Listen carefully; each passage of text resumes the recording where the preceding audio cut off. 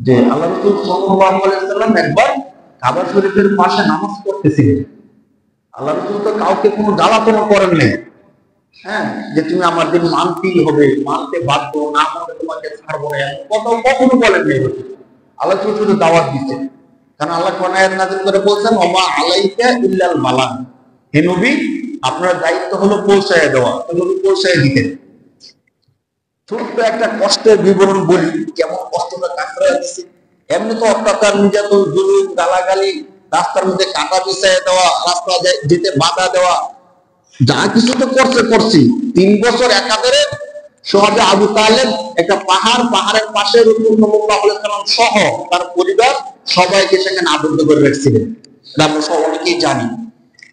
3 বছর আল্লাহ রাসূল সাল্লাল্লাহু আলাইহি ওয়াসাল্লামকে এলাকা থেকে দূরে এক জায়গার মধ্যে আবদ্ধ করে রাখছেন। সেখানে খাবার দাবার পানি কিছুই যাইতে দেয়নি। কারা? মক্কার লোকেরা। চিন্তা করে দেখেন যে যদি আমাদের কাইনাদি এলাকার লোকেরা সবাই মিলে বলে যে অমুককে আমরা বয়কট করলাম, তার সাথে কথা বলবা না, ব্যবসা বাণিজ্য কিচ্ছু করবা না, তাকে নদীর পাড়ে অথবা কোন একটা নির্জন জায়গায় তাকে বন্দী করে রেখে দেবে। তো রাসূলুল্লাহর পরিবার বংশ সহ এভাবে করে রাখছেন 3 বছর। এমন হয়েছে শেষ পর্যন্ত খাবার না পেয়ে ক্ষুধার জ্বালায় বাচ্চারা চিৎকার করতো, খাবার পাইত না। এত কষ্ট রাসূলুল্লাহ সাল্লাল্লাহু আলাইহি ওয়াসাল্লামকে দিয়েছে। এই কষ্ট দিয়েছে পরিবার সহ, বংশ সবাই সহ। আর যে ঘটনাটা বলতেছিলাম বুখারী শরীফের মধ্যে আসছে যে রাসূলুল্লাহ সাল্লাল্লাহু আলাইহি ওয়াসাল্লাম একবার কাবা শরীফের পাশে নামাজ পড়তেছেন। তো শয়তানের তো শয়তানি বুদ্ধি, যারা আবু জেহেল, উতবা, সাইবা। আরেকটা বিষয় বলে ফেলি, এই যে আমরা আবু জেহেল বলি, সে কিন্তু আবু জেহেল না, তার নাম মূলত ছিল আবুল হাকাম। সে কুরাইশের নেতা ছিল। হ্যাঁ, তো ভালো ভালো বুদ্ধি পরামর্শ দিত। সাধারণত কেউ ঝগড়াঝাটি করলে আমাদের দেশে বিচার করে না, এই বিচার আকারে সে থাকতো, সমাধানটা এই আবু জেহেল দিত। যার কারণে তার নাম ছিল আবুল হাকাম, মানে বুদ্ধির বাবা। কি ছিল তার নাম? সবাই তাকে আবুল হাকাম বলতো, বুদ্ধির বাবা বলতো। কিন্তু ইসলাম না মানার কারণে, আল্লাহ রাসূল সাল্লাল্লাহু আলাইহি ওয়াসাল্লামের বিরোধিতা করার কারণে তার নাম হয়ে গেছে আবু জেহেল, মানে জাহেল। আমরা জাহেল মানে মূর্খ, অজ্ঞ। তাহলে আবু মানে পিতা, ধরেন তাহলে মূর্খের পিতা। এই নামে কিন্তু সে কি হয়ে গেছে, পরবর্তীতে প্রসিদ্ধ হয়ে গেছে, আবু জেহেল, মূর্খের পিতা হয়ে গেছে। কেন হয়েছে দেখেন, গল্পটা দেখেন।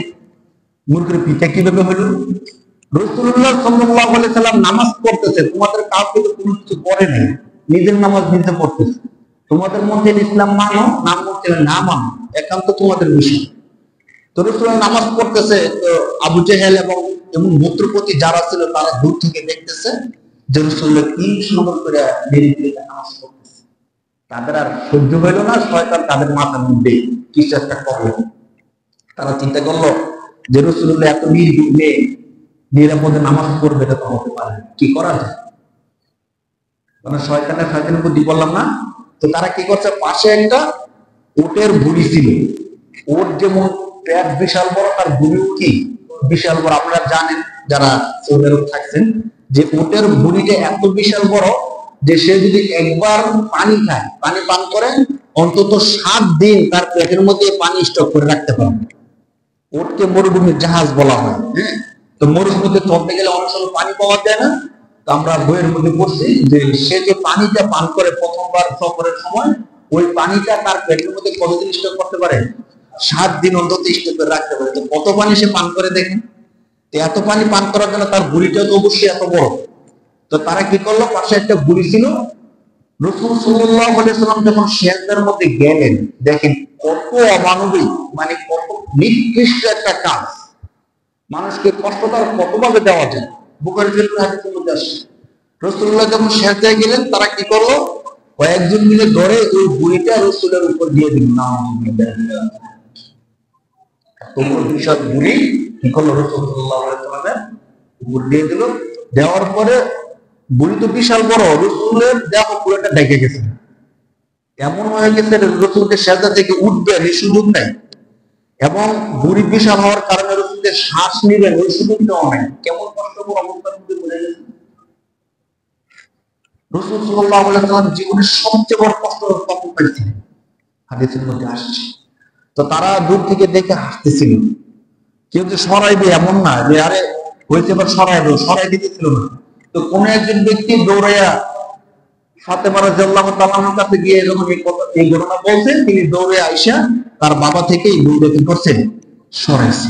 এছাড়া কোন কাফের বা কেউ এই বইটা সরায়। রাসূল সাল্লাল্লাহু আলাইহি সাল্লাম এই ঘটনাটায় এত কষ্ট পাইছেন, আল্লাহ রাসূল সাল্লাল্লাহু আলাইহি সাল্লামের জীবনে এই ফার্স্ট যখন উঠছেন, উঠার পর আল্লাহ রাসূল দুই হাত উপরের দিকে তুলছেন, তুলে কাফেরদের জন্য বন্ধ করছেন। আল্লাহ আপনি উতবা, সাইবা, আবু জেহেল তাদেরকে আপনি তাদেরকে কি দেন, শাস্তি দেন। এই ফার্স্ট রাসূলুল্লাহ জীবনে কাউকে কি দিচ্ছেন? এটা সাধারণ কোন কারণে দিচ্ছেন না, অসাধারণ কোন কারণে দিচ্ছেন। যখন রাসূলুল্লাহ আজ হইতে পারছিলেন না, মানুষের তো একটা আছে। তো কাফেরদের কষ্ট দেওয়ার পরিমাণটা কত বেশি ছিল দেখেন। এরপরও আল্লাহ তাআলা কনফিউশনের মধ্যে বলতেছেন, ওয়ামা আরসালনাকা ইল্লা রাহমাতাল লিল আলামিন। হে নবী, আমি আপনাকে সারা বিশ্বের রহমত স্বরূপ প্রেরণ করছি। কি স্বরূপ প্রেরণ করতেন? রহমত স্বরূপ প্রেরণ করতেন।